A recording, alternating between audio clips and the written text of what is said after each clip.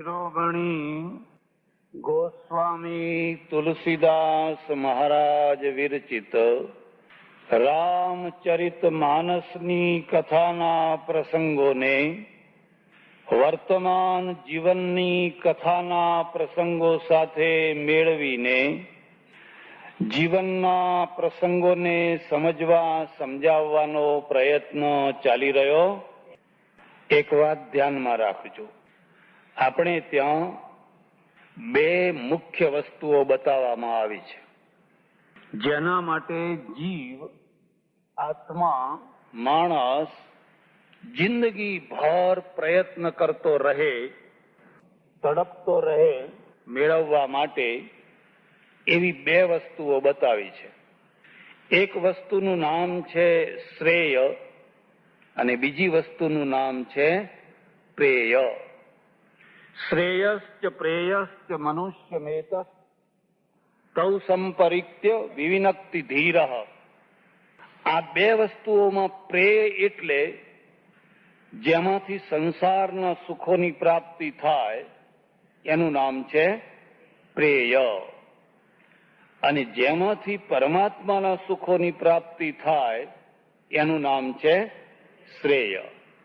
સંસારના સુખોની શરૂઆત, એનો સ્થૂલમાં સ્થૂલ શરૂનો પોઈન્ટ જે છે એ શું છે?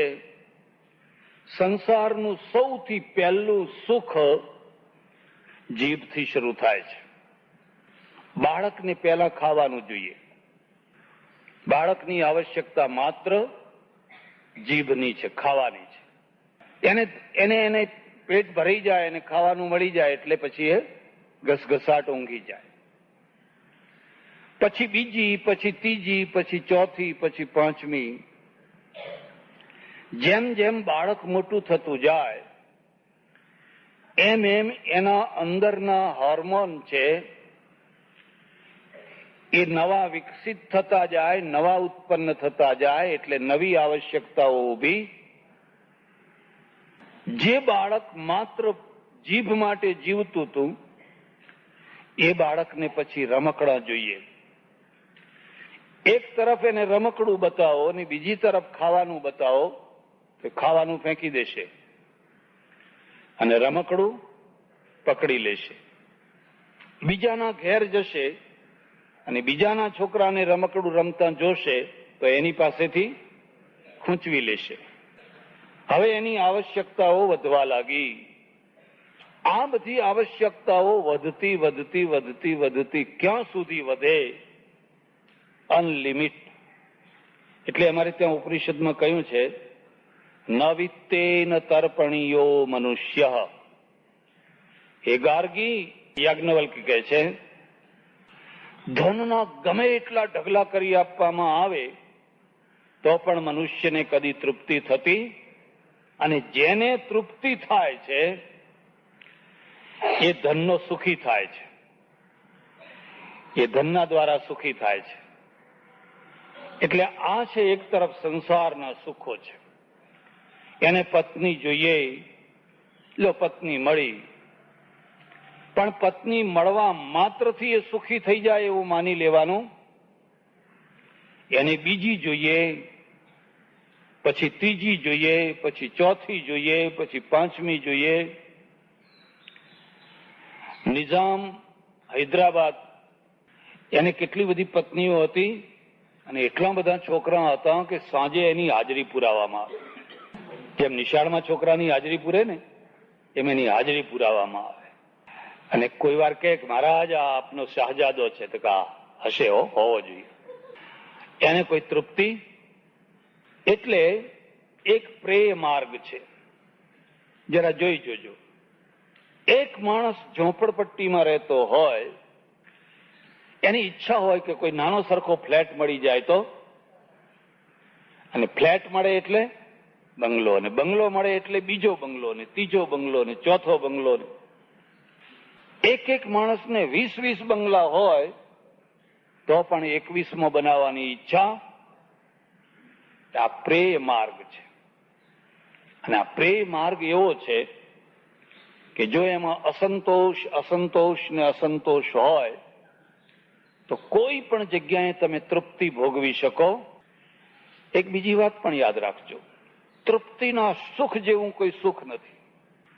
ઘણા લોકોને તમે જોજો એ જમવા બેસે ને તો ફૂંફાડા મારતા જમવા બેસે, ફૂંફાડા મારતા જમે અને ફૂંફાડા મારતા ઊભા થાય. તો ફૂંફાડા જ મારતા હોય, એમને કદી જમવાની તૃપ્તિ થતી અને એટલે જમવાનું સુખ લઈ શકતા. એટલે એક પ્રેય માર્ગ છે. બીજો જે માર્ગ છે એને શ્રેય માર્ગ કયો છે. અને શ્રેય માર્ગનો અર્થ થાય છે કે આ સંસારના જે સુખો છે એ સુખો પ્રત્યે ગૌણતા રાખે અને પરમેશ્વર તરફ મુખ્યતા રાખે. આવું બની શકતું હોય છે. તમારે શું જોઈએ છે જોજો, ઘણા માણસોને તમે જોજો પૈસા પ્રત્યે એટલી લગ્ની હોય કે ઘરમાં ટીવી હોય પણ એ ટીવી જોઈ શકતા હોય, ઘરમાં સારામાં સારા વાજિંત્રો હોય પણ એને ટાઈમ મળતો હોય કે લગ્ની ક્યાં લાગેલી છે, પૈસાની લાગેલી છે. એમ જેને પરમેશ્વરની લગ્ની લાગે અને એવી તીવ્ર લગ્ની લાગે પછી એને આ સંસારના સુખો છે ને ગૌણ થઈ જાય. એક બીજી વાત પણ યાદ રાખજો, સંસારનો સંપૂર્ણ ત્યાગ કદી પણ કોઈનાથી થઈ શકતો નથી. નોટ કરજો.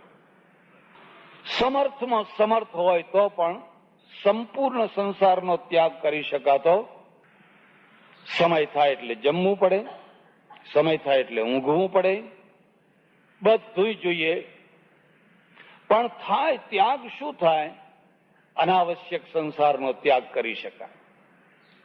જે તમારા માટે આવશ્યક છે એ ભલે રહ્યું, પણ જે તમારા માટે અનાવશ્યક છે, જરૂરી નથી, જેનાથી તમને કશું સુખ નથી મળતું અને તમે આખા દિવસ એના ટેન્શનમાં તમે રહ્યા કરો છો, એવો અનાવશ્યક જે સંસાર છે એમાંથી પાછું વળી શકાય. આ બીજી વાતને પણ યાદ રાખજો, આવશ્યક સંસાર બહુ નાનો છે અને અનાવશ્યક સંસાર છે એ બહુ મોટો છે, અનલિમિટ છે. એનો કોઈ છેડો નથી. ત્યારે આવશ્યક સંસાર તો બહુ થોડો છે. કબીરે ભગવાન પાસે માગ્યું, કબીર મેં માંગું માંગનો પ્રભુ મોહે દીજો સોય, मैं भी भूखा न रहूं और साधु भूखा न जाए. મારા છોકરા કદી ભૂખ્યા રહે અને મારા આંગણે કોઈ સંત સાધુ આવ્યો હોય તો એને પણ હું ભૂખ્યો કાઢું. કબીર મેં માંગું માંગનો જામે કુટુંબ સમાય, મારું કુટુંબ એટલામાં સમાઈ જાય. मैं भी भूखा न रहूं और साधु भूखा न. શ્રીમદ રાજચંદ્ર એક બહુ સરસ વાત લખેલી છે. એમણે એક જગ્યાએ લખ્યું છે કે જેને પૂરતી આવક હોય અને આવકમાં સંતોષ હોય અને આત્મા તરફ મન વળેલું હોય અને શરીર અને મનની અનુકૂળતા હોય, એ ઘરમાં બેસીને બધી સાધના કરી શકે છે. પણ આ શ્રેય માર્ગ છે.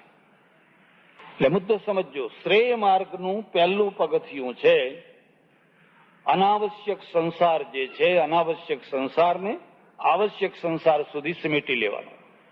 બીજી વાત, તમારો જે આવશ્યક સંસાર છે એનો ત્યાગ કરશો તો તમે પરાધીન થઈ જશો, તો ત્યાગના દ્વારા તમે લાચાર થઈ જશો.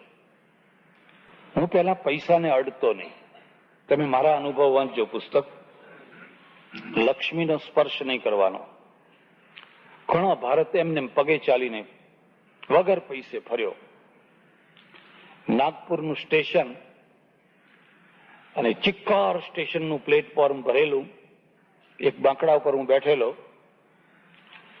મેં એક ગરીબ માણસને જોયો, એટલો ગરીબ, એવી કરુણા છૂટી કે આનું દુઃખ દૂર કરવું જોઈએ. પણ શું દુઃખ દૂર કરે? શું દુઃખ દૂર કરે? પાસે તો કઈ છે? પાસે કશું નથી તો તમે કોઈનું દુઃખ દૂર કરી શકતા?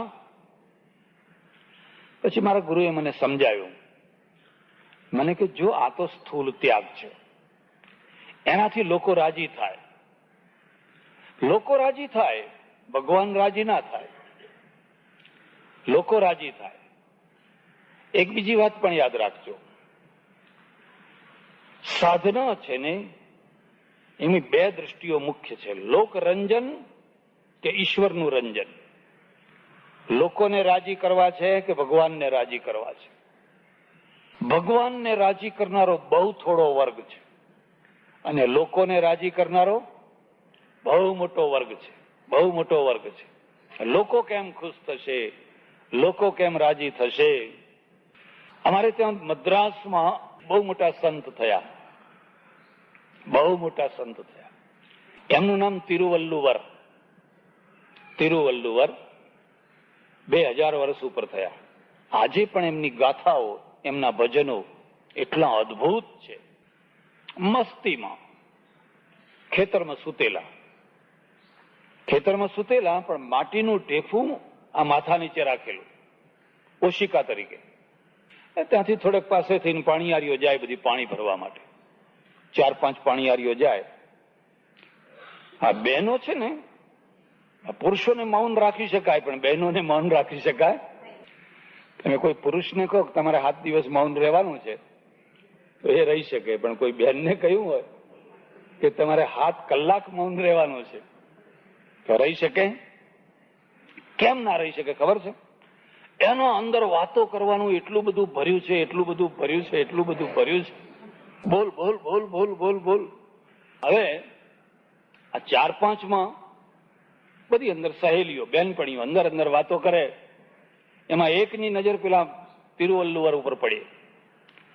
એક બીજી વાત પણ તમે સમજો, ગમે એવા સમર્થ મહાપુરુષને પણ સામાન્ય પ્રજા કદી મહાપુરુષ તરીકે સમજી શકતી? મર્યા પછી લોકો સમજતા હોય છે, એમને એમ સમજી શકતા હોતા. એટલે એ તો ખડખડાટ હસી. એટલે પેલી બીજી બેને અરે કેમ હસી? કહે અરે જો જો જો એમ કે. શું? આ પેલા મહારાજ જો એમ. કેમ? ઘર છોડ્યું, બહાર છોડ્યું, પત્ની છોડી, છોકરા છોડ્યા, મા બાપ છોડ્યા, બધું છોડ્યું, પણ છેવટે ઓશિકું ના મળ્યું તો માટીના ઢેફાનું ઓશિકું બનાવવું પડ્યું. માટીના ઢેફા વિના ચાલ્યું. આમ બોલતી બોલતી આગળ ગઈ. એક બીજી વાત યાદ રાખજો, મહાપુરુષ કોને કહેવાય? જે ખરાબમાં ખરાબ વાક્યોમાંથી પણ જે સાર ગ્રહણ કરે એનું નામ કહેવાય. કોઈ ભલે નિંદા કરે, કોઈ ગાળો દે, કોઈ ગમે તે કરે, પણ એમાંથી જે સાર ગ્રહણ કરે એનું નામ કહેવાય. તિરુવલ્લુવરે વિચાર કર્યો કે વાત તો સાચી જ કે છે. જો હું ગોદડું નથી પાથરતો, બીજી બધી વસ્તુઓ નથી રાખતો, આ માટીનું ઢેફું મારે રાખવાની શી જરૂર છે? એટલે એને ઢેફું કાઢી નાખ્યું. આ બેને મને સાચી વાત કહી, ઢેફું કાઢી નાખ્યું. પાણી ભરીને પાછા આવ્યા. પાછી નજર પડી એની એ જ પાછી. જો જો જો એમ કે ઘર છોડ્યું, બહાર છોડ્યું, કુટુંબ છોડ્યું, પરિવાર છોડ્યો, બધું છોડ્યું. આટલી એમથી વાત કરી, એમાં રીસ કેવી ચડી? ઢેફું કાઢી નાખ્યું એમ કે. આટલી એમથી વાત કરી, એમાં તો કેવો ચટકો ચડ્યો જો ને. હવે પેલો સૂતો સૂતો હસે છે કે મારે આ દુનિયાને શું કરવું? નથી એ ઢેફું રાખવા દેતી કે નથી ઢેફું એ કાઢવા દેતી. ત્યારે કરવું શું? વાતને સમજો જરા. આમાંથી 2 માર્ગ નીકળે. એક છે લોક મનોરંજનનો માર્ગ. લોકો જેમ રાજી થાય એવું કરો, જેનાથી લોકો પ્રભાવિત થાય એવું કરો. લોકોની ઈચ્છા હોય કે તમે ચંપલ ના પહેરો તો નહીં પહેરવાનું. અરે લોકોની એવી ઈચ્છા હોય કે તમે કપડાં સુદ્ધા ના પહેરો તો લોકો દિગંબર થઈ જવાના, લોકો દિગંબરની પૂજા કરવાના. લોકો એવી ઈચ્છા રાખે કે તમે એક જ ટાઈમ જમો તો લોકો એક ટાઈમ જમતા થઈ જશે. લોકો એવી ઈચ્છા રાખે કે તમે ઉપવાસ કરો તો લોકો ઉપવાસ કરીએ છીએ. પણ કંઈ કરતા તમે અમને માનો, આ ધારણા થઈ. આ માર્ગ છે ને લોકરંજનનો માર્ગ એ વિદૂષક માર્ગ છે. કયો માર્ગ છે? સ્ટેજ ઉપર જે વિદૂષક આવે ને એની એક જ ઈચ્છા હોય કે શું કરું તો લોકો દાંત કાઢે, હસે, આનંદ કરે, રાજી થાય. વન્સ મોર નથી પેલું આવતું, વન્સ મોર. એક બીજો માર્ગ છે. આ બીજા માર્ગને ઉર્દુમાં સૂફી માર્ગ કહે છે, આપણે ત્યાં સંત માર્ગ કહે છે, સૂફી માર્ગ કહે છે. અને સૂફી માર્ગનો અર્થ થાય છે લોકોને જેમ કેવું હોય એમ કે, પણ ઈશ્વરને સામે રાખીને ઈશ્વર રાજી થાય એવા માર્ગે તારે ચાલવાનું. આ બહુ કઠિન માર્ગ છે. કારણ કઠિન માર્ગ એટલા માટે છે કે ઈશ્વર તો રાજી થશે પણ લોકો રાજી થશે, લોકો નિંદા કરશે, અને લોકો નિંદા કરશે તો સહન નહીં થાય, અને સહન કરવાની શક્તિ આવે તો બેડો પાર છે, તો બેડો પાર છે. તો સૂફી છે ને એ સૂફીની ગજબની વાતો હોય છે. મુસલમાનોમાં સૂફી થયા, આપણા ત્યાં સંતો થયા. એ બહુ આત્મલક્ષી હોય. ઉપનિષદમાં એક કથા છે, બહુ સરસ કથા છે, તમને એમાંથી ખ્યાલ આવશે. એક ચક્રવર્તી રાજા છે ને એક બહુ મોટા ઋષિ પાસે જાય છે, અને ઋષિને જઈને કહે છે મને બ્રહ્મ વિદ્યા ભણાવો. તે ઋષિ કહે છે મને નથી આવડતી ભાઈ, હું બીજી વિદ્યા જાણું છું પણ બ્રહ્મ વિદ્યા મને આવડતી. સમર્થ ઋષિ પોતાની અલ્પતાનો સ્વીકાર કરે છે, પણ તારે જો બ્રહ્મ વિદ્યા ભણવી હોય તો તારા રાજ્યમાં એક રૈક્વ નામનો ખેડૂત છે, રૈક્વ નામનો ખેડૂત છે ને ખેતી કરે છે, તો એની પાસે જજે, એ તને બ્રહ્મ વિદ્યા ભણાવશે. કેટલી વિચિત્ર વાત છે.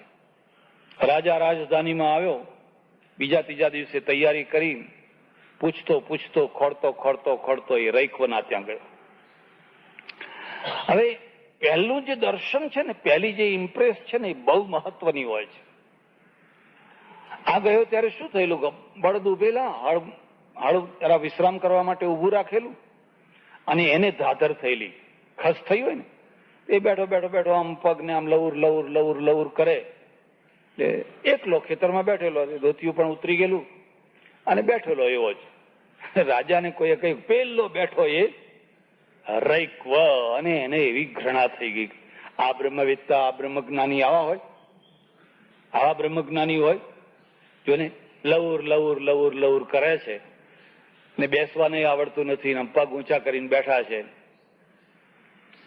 બ્રહ્મજ્ઞાની કેવા હોય, એમનું સિંહાસન હોય, ઉપર વાઘંબર હોય, ઉપર પડદા 1008 લખ્યું હોય, 108 લખ્યું હોય, કેવા કેવા તિલક કર્યા હોય ને કેવા બધા માળાઓ ને બધું કેવું પહેર્યું હોય. હવે પણ હવે આવ્યો છું, ચાલ જવા દે મને એની પાસે.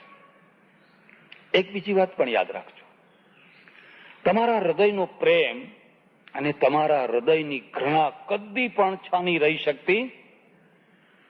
બીજું કદાચ છાનું રહી જાય તો રહી જાય, પણ પ્રેમ કદી છાનો રહેતો નથી અને ઘૃણા કદી છાની રહેતી. હવે રૈક્વ તો સમર્થ છે, એને ખ્યાલ આવી ગયો કે રાજા આવ્યો પણ એના મનની અંદર મારા પ્રત્યે ઘૃણા છે, અને અમારે એક મર્યાદા બાંધેલી છે, ઇદંતેના તપસ્કાય ના ભક્તાય કદાચન નચા શુશ્રુષવે વાચ્યમ નચમાં યોભ્ય સૂયતિ. અર્જુન, જે આ જ્ઞાન મેં તને આપ્યું એ આટલા માણસોને તો કદી આપીશ, અતપસ્કાય, જે તપસ્વી નથી એને આ જ્ઞાન ના આપીશ. ઇદંતેના તપસ્કાય ના ભક્તાય, જે ભક્ત નથી એને આ જ્ઞાન ના આપીશ. નચા શુશ્રુષવે વાચ્યમ, જે સેવા નથી કરતો એને કદી આ જ્ઞાન ના આપીશ. નચમાં યોગ્ય સૂયતિ, અને જે મારી અસૂયા, મારી નિંદા કરે છે એને આ જ્ઞાન કદી તું, આ 4 માણસોને કદી જ્ઞાન આપીશ. એટલે રૈક્વે જોયું, આ તો ઘૃણા કરીને આવ્યો છે. હવે જો હું એને જ્ઞાન આપીશ તો એની ઘૃણાને અહમ મળશે કે હું રાજા છું એટલે જ્ઞાન આપ્યું. અરે હું જ્યાં જઉં ત્યાં મને માન મળે. એટલે રૈક્વ છે ને એ ભલોય ન થયો ને ભૂંડોય ન થયો, અને સીધો એને આવડી મોટી મણની એક ગાળ ચોપડાવી દીધી. અહારે ત્વા શુદ્ર, હે શુદ્ર, તું બ્રહ્મ વિદ્યા લેવા આવ્યો છે, ચાલ અહીંથી ભાગ, અહીંથી. રાજા તો અપમાનિત થઈને ઉઠીને ચાલતો થયો. રાજાને બહુ મોટું અપમાન લાગ્યું. એક બીજી વાત પણ યાદ રાખજો, જેને કોઈ જગ્યાએ અપમાન નથી થતું, એનું એક જગ્યાએ નાનું અપમાન થાય તો પણ એને બહુ મોટું થઈ પડે. રાજાનું તો અપમાન થઈ ગયું. તો પાછો પેલા ઋષિ પાસે ગયો અને ઋષિને જઈને કહે, તમે કેવા ગાંડા માણસ પાસે મને મોકલી દીધો? એને બ્રહ્મવેત્તા કહેવાય કેવી રીતે? હું ગયો તો ઉભોય ના થયો, મને કોઈ આસને ના આપ્યું, બેસવાનું ના કહ્યું. એ તો બધું ઠીક, એના દેદાર જ એવા હતા ને કે આપણાને ચિતરી ચડે.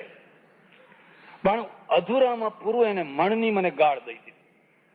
ભલા થજો, હવે મને મોકલ્યો તો મોકલ્યો, પણ બીજા કોઈને આવી રીતે મોકલશો?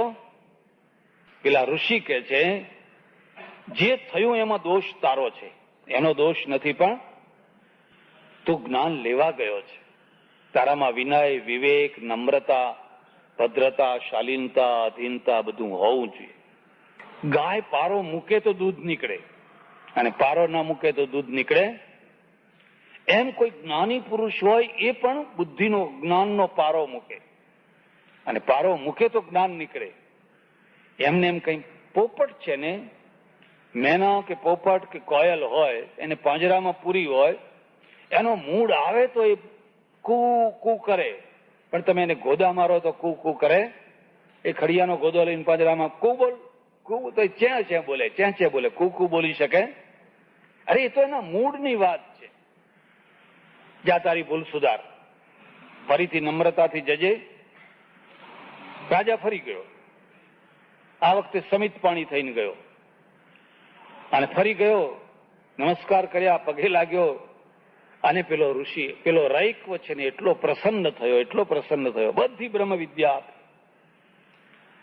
આ સુફીઇઝમ છે, આ સંત માર્ગ છે, જેમાં બાહ્ય કોઈ દેખાવ કરવાનો, કોઈ આડંબર કરવાનો, અમે જેવા છીએ એવા છીએ. તમને ગમે તોય વાહ વાહ અને તમને ન ગમે તોય વાહ વાહ. તમને ન ગમે તોય વાહ વાહ તમે ક્યારે કહી શકો? કે લોકો પાસેથી તમે કશી અપેક્ષા ના રાખતા હોવ ત્યારે.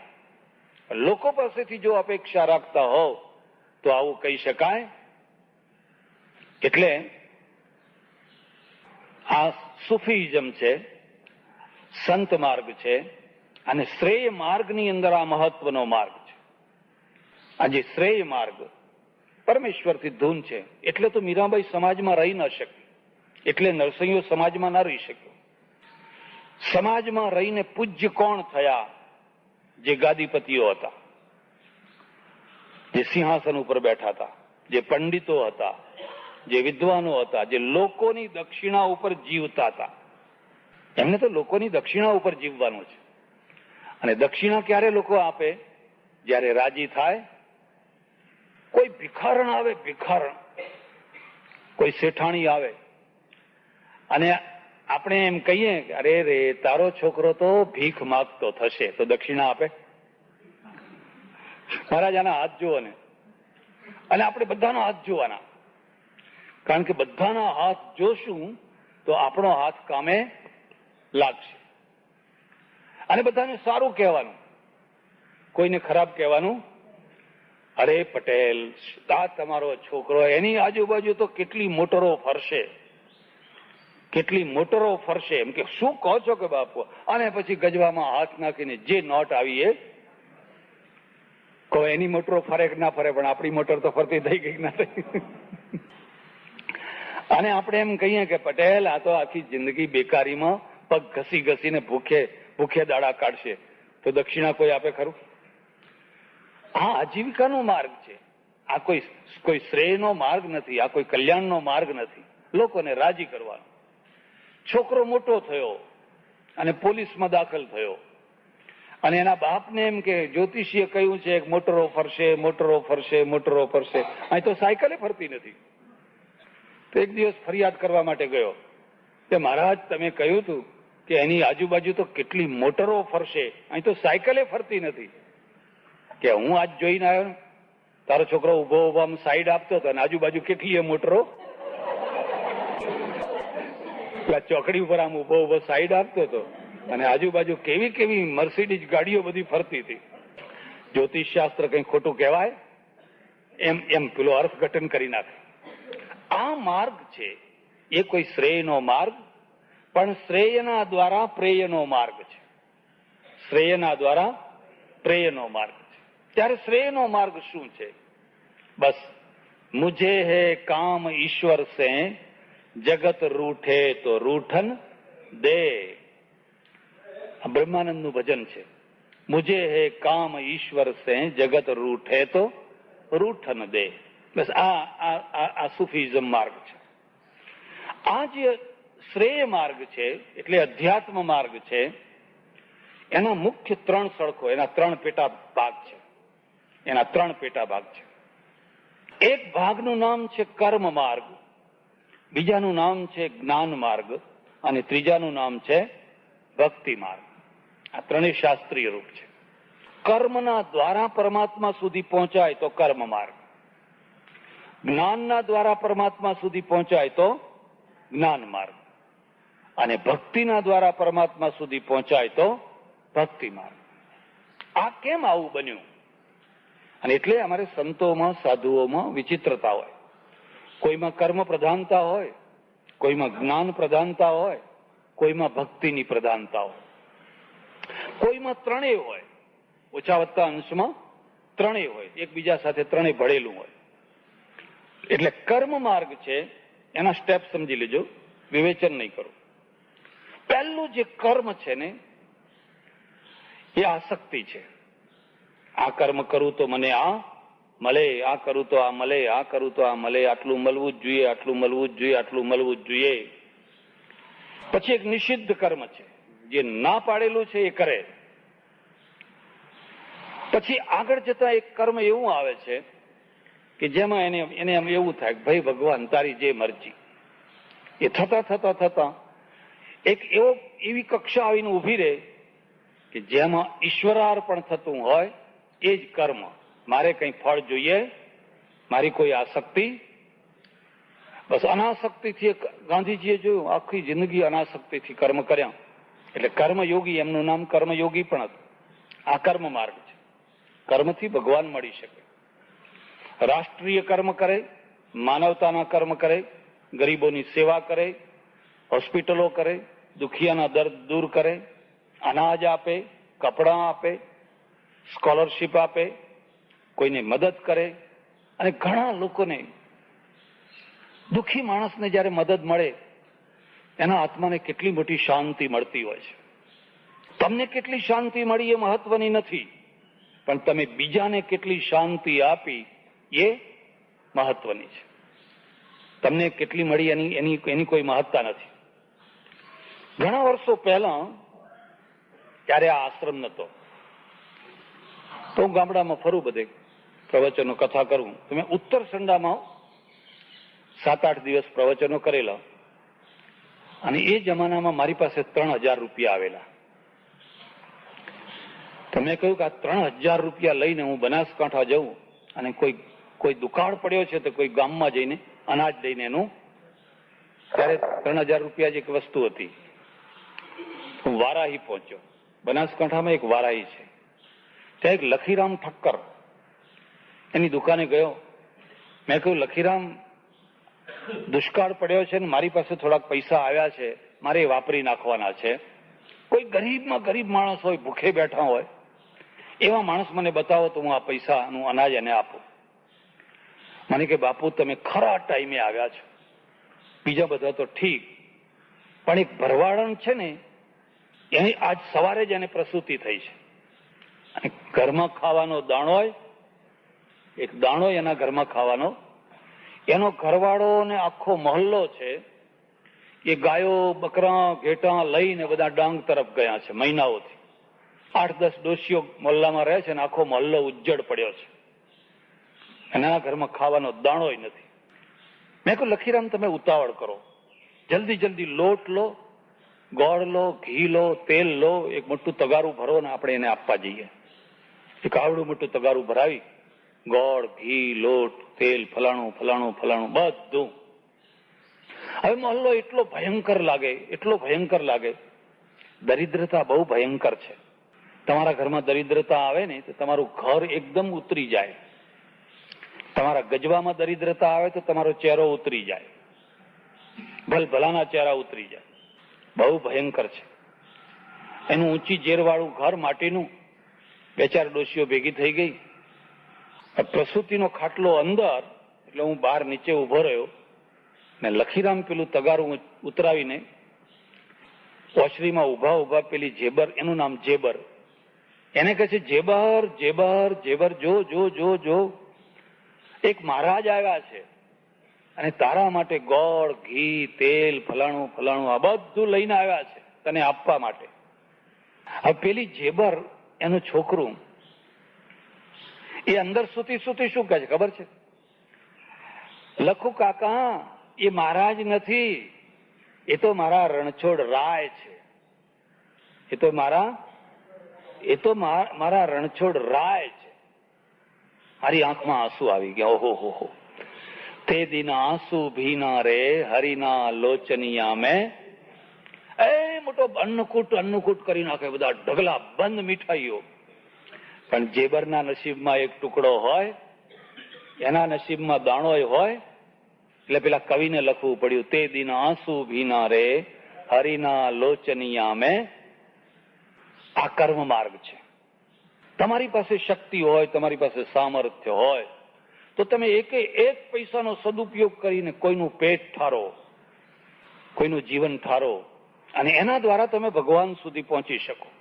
ખાલી લુખ્ખી વાતો કર્યા કરો, આત્મા આત્મા આત્મા આત્મા આત્મા, ખાતો નથી આત્મા, હું શરીર નથી, હું ફલાણું નથી. અરે એ તો પોપટની માફક બોલ બોલ બોલ બોલ બોલ બોલ કર્યું, એથી કઈ કલ્યાણ થાય? આ કર્મ માર્ગ છે અને એની પરાકાષ્ઠા છે. એટલે ભગવદ્ ગીતામાં લખ્યું, સર્વભૂત હિતે રતાઃ. એના શરીરથી, એના તનથી, એના મનથી, એના ધનથી પ્રાણી માત્રનું ભલું થાય, પ્રાણી માત્રનું હિત થાય, પ્રાણી માત્રનું કલ્યાણ થાય. એક બીજી વાત પણ યાદ રાખજો, તમારા હાથમાં એક ચક્ર છે પણ છુપાયેલું છે. તમે જો આપવા માંડો તો એ ચક્ર ઉઘડવા માંડે, અને મુઠ્ઠી બંધ કરી દો તો એ ચક્ર બીડાઈ જાય.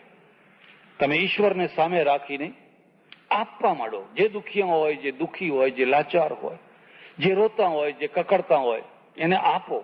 જો તમારું ચક્ર ઉઘડે છે કે નથી ઉઘડતું. અને ચક્ર એટલું મોટું ઉઘડી જાય, તમે વાપરતા થાકો એટલા પૈસા તમારી પાસે આવે. ભીખ માગવાથી પૈસા મળે? આ ચક્ર ઉઘડે તો મળે, પણ શરત એટલી છે કે તમે એને વાપરો તો મળે.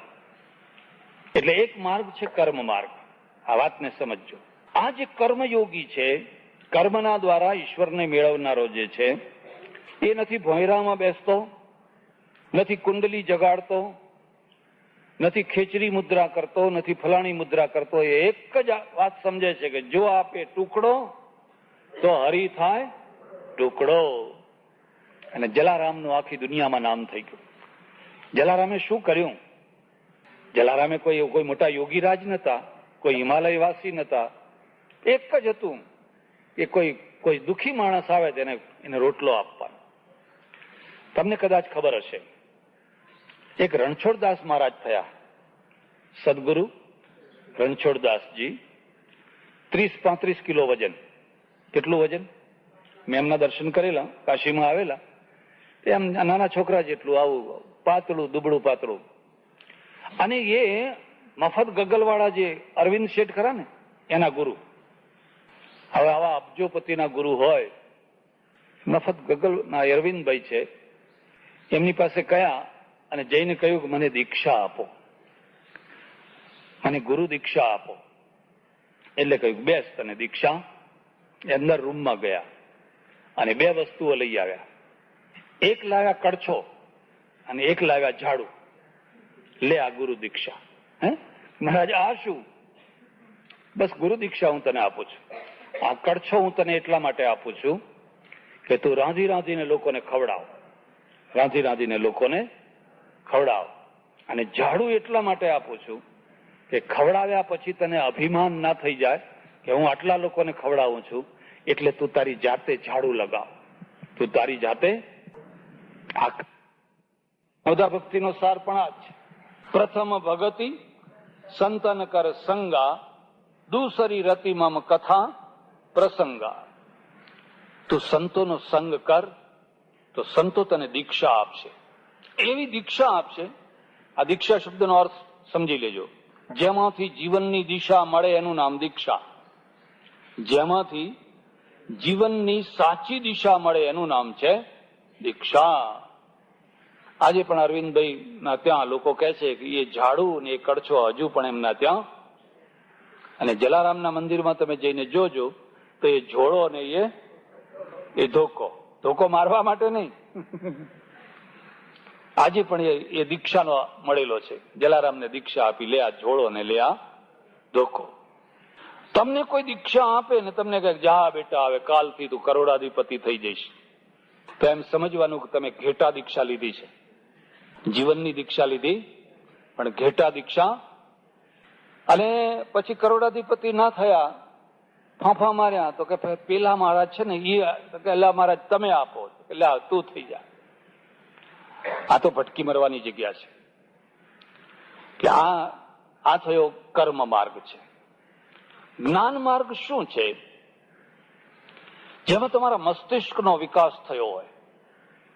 પેલી જરા કર્મેન્દ્રિયોનો વિકાસ થયો. એ આશ્રમમાં આવે તો ચૂપચાપ બેસે નહીં, પણ કચરો પડ્યો હોય તો અહીં ઉપાડીને ડબ્બામાં નાખે, આમ કરે તેમ કરે, ફલાણું કરે. કઈ ને કઈ એને કરવાનું મન થાય. બહેનો હોય તો રસોડામાં પહોંચી જાય, રોટલી વણે, ફલાણું કરે, વાસણ ઘસે, ફલાણું કરે, આ કઈ નું કઈ કર્યા કરે. કારણ કે કર્મના દ્વારા પરમેશ્વર સુધી. હવે ઘણા એવો આવે કે આશ્રમમાં આવે તો કચરો ના હોય ત્યાં કચરો નાખતા જાય, ને એક દિવસ જો રહ્યા હોય તો એ જાય એટલે એટલું ગંધાતું કરીને જાય, ફરી એમને ઉતારો આપવાનું મન થાય. અરે તમે તમારી તો ચોખ્ખાઈ કરો. એમને રહેતા આવડતું. હવે એક બીજી વાત થઈ કે આ જ્ઞાન માર્ગ છે, એમાં તમારા મસ્તિષ્કનો વિકાસ. મસ્તિષ્કના 3 લેવલ છે. એક તો મધ્યમ લેવલ, જેના દ્વારા તમે આજીવિકા અને વૈભવ પ્રાપ્ત કરી શકો. એ મધ્યમ માર્ગ છે મસ્તિષ્કનો. તમે આજીવિકા મેળવો, વૈભવે મેળવો. સારું મકાન હોય, ગાડી હોય, કોઈ દિવસ વૈભવનો વિરોધ નહીં કરવાનો. આપણે ત્યાં વૈરાગ્ય છે, પણ વૈરાગ્યનો અર્થ એવો નથી કે તમે વૈભવના પ્રત્યે ઘૃણા કરો. અરે જે ભોગવે એને ભોગવવા દો, આનંદથી ભોગવવા દો, રાજી થાવ, ખુશ થાવ. પણ એક નીચો માર્ગ છે. અને નીચો માર્ગ શું છે? અધમમાં અધમ માર્ગેથી કેમ કરીને લોકોને દુઃખ દેવા. બુદ્ધિ છે, પણ બુદ્ધિનો ઉપયોગ શું છે? કેમ કરીને લોકોને વધુમાં વધુ દુઃખી કરવા. જ્યારે જુઓ ત્યારે ખટપટ, ષડયંત્ર. એક બીજી વાત યાદ રાખજો, પૈસા કમાવા માટે જેટલી બુદ્ધિની જરૂર પડે એથી 10 ગણી બુદ્ધિની જરૂર ગજવા કાપવા માટે પડે. મૂર્ખો માણસ ગજવા કાપવાનો ધંધો ના કરી શકે, એ તો 2 તમાચા ખાઈને જેલ ભેગો થઈ જાય. ગજવા કાપવા હોય તો કેટલી બુદ્ધિ જોઈએ ને કેટલી કુશળતા જોઈએ. બુદ્ધિ છે એનામાં, પણ કાપે છે લોકોના ગજવા, લોકોને દુઃખ દે છે, લોકોને હેરાન કરે છે. એટલે આ અધમ માર્ગ છે બુદ્ધિનો. અને ઉત્તમ માર્ગ એ છે કે સીધો ક્રમે ઠેઠ પરમેશ્વર સુધી પોતે પહોંચે છે અને બીજાને પહોંચાડે છે. પોતે પહોંચે છે અને બીજાને પહોંચાડે છે. તો કેવી રીતે પહોંચાડે છે? કે જે જ્ઞાન પરમેશ્વર સાથે જોઈન્ટ થયેલું છે, એના મગજમાં એક જ વાત હોય, ભગવાન કેવા હશે, શું કરું, કેમ કરીને પ્રાપ્ત કરું, કેવી રીતે પ્રાપ્ત કરું. આવી વૃત્તિઓ એને થયા કરતી હોય ત્યારે એને જ્ઞાન માર્ગ કહેવાય. પણ આપણે જે હમણાં માર્ગ ચલાવવાનો છે ને, એનું નામ છે ભક્તિ માર્ગ.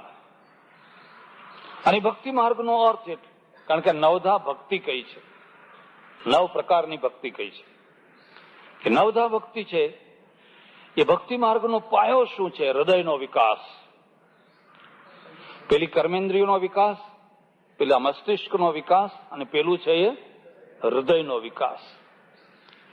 હૃદયના 3 લેવલ છે. એક હૃદય તો એવું છે કે અધમમાં અધમ માર્ગે જતું હોય છે, પોતે ખાડામાં પડે અને બીજાને ખાડામાં, એ તો ખાડામાં જ પડતું હોય છે. એક હૃદય એવું હોય છે કે જેના દ્વારા એ સંસારનું જીવન જીવતો હોય છે, અને એક હૃદય એવું હોય છે કે જેના દ્વારા એ પરમેશ્વરને પ્રાપ્ત કરતો હોય છે. મીરાબાઈનું હૃદય છે. મીરાબાઈને કોઈ તત્વજ્ઞાની નથી કહેતો, મીરાબાઈની પાસે તો હૃદય છે, અને એટલું પ્રેમ ભરેલું હૃદય છે, એટલું પ્રેમ ભરેલું હૃદય છે કે કૃષ્ણ એની ચારે તરફ જ્યારે જુઓ ત્યારે હાજરા હજુર રહે છે. એક બીજી વાત પણ યાદ રાખજો, હૃદયનો વિકાસ શામાંથી થાય છે? નોંધ કરજો, હૃદયનો વિકાસ પીડામાંથી થાય છે. તમારા હૃદયને કોઈ પીડા ના પહોંચી, કોઈ વેદના ના પહોંચી, કોઈ આઘાત નથી લાગતો, કોઈ દર્દ નથી ઉઠતું, વિકાસ નહીં થાય તો તમે હૃદયનો વિકાસ નહીં કરી શકો. મીરાબાઈના જે ભજનો નીકળ્યા એ વેદનામાંથી નીકળ્યા, પીડામાંથી નીકળ્યા, આઘાતમાંથી નીકળ્યા, અને એમાં હૃદયનો વિકાસ થાય. આ ભક્તિ માર્ગ છે. આપણે ત્યાં બે પ્રકારના આચાર્યો થયા, જ્ઞાન માર્ગી આચાર્યો અને ભક્તિ માર્ગી આચાર્યો. કર્મ માર્ગી બહુ થયા નહીં, પાછળથી થયા. બાલ ગંગાધર તિલક છે, એવા થોડાક લોકો થયા, એ કર્મ માર્ગી છે. બાકી કાં તો જ્ઞાન માર્ગી અને કાં તો ભક્તિ માર્ગી. એમાં જે ભક્તિ માર્ગી આચાર્યો થયા એ બધાને વૈષ્ણવ કહેવામાં આવ્યા, વૈષ્ણવ આચાર્યો. અને એમણે બીજા બધા થોડા ઘણા મતભેદો જે હોય તે હોય, પણ એક વાત નક્કી કરી કે પ્રપત્તિ ભક્તિ એટલે ભગવાનની શરણાગતિ. ભગવાનની શરણાગતિ, કયા રસ્તે, કયા દ્વારા ભગવાનની શરણાગતિ થઈ શકે? આ બધા આચાર્યોની અંદર સૌથી વધુમાં વધુ હૃદય પક્ષી કોઈ આચાર્ય હોય તો એનું નામ છે ચૈતન્ય મહાપ્રભુ. ચૈતન્ય મહાપ્રભુ. આ બાજુ વલ્લભાચાર્ય થયા, પેલી બાજુ ચૈતન્ય થયા. બેયના સંપ્રદાયો અલગ વસ્તુ છે અને બેયના મૂળ પુરુષો અલગ વસ્તુ છે. સંપ્રદાયોમાં તો ક્રમે ક્રમે ક્રમે ક્રમે ઘણી વિકૃતિ આવી જાય, અને ઘણી આવી ગઈ.